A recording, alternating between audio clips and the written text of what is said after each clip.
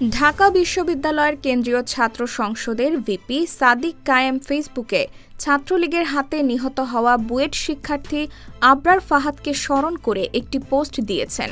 পোস্টটি সামাজিক যোগাযোগ মাধ্যমে ব্যাপক ভাইরাল হয়েছে। পোস্টে সাদিক কায়েম উল্লেখ করেছেন, দেশের স্বার্থ রক্ষা এবং অন্যায্য ভারতীয় আধিপত্যবাদের বিরুদ্ধে কথা বলায় আধিপত্যবাদী শক্তি নিষিদ্ধ ঘোষিত ছাত্রলীগের হাতে নির্মমভাবে শহীদ হন আবরার ফাহাদ। শহীদ আবরার ফাহাদ বাংলাদেশের জাতীয় ঐক্যের প্রতীক ও প্রেরণার বাতিঘর।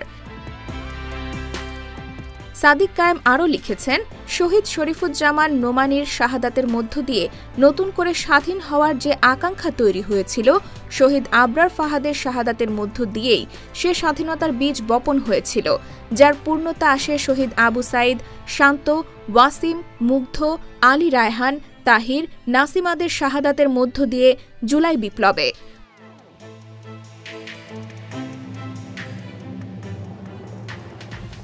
পোস্টের শেষ প্যারায় সাদিক লিখেছেন, শহীদ আবরার ফাহাদের এই আত্মত্যাগ এবং জাতীয় জীবনে বিপ্লবী মোড় পরিবর্তনের ঘটনাকে স্মরণ করে রাখতে ৭ অক্টোবরকে জাতীয় আধিপত্যবাদ বিরোধী দিবস ঘোষণা করা এবং রাষ্ট্রীয় উদ্যোগে দিবসটি পালনের দাবি জানাই।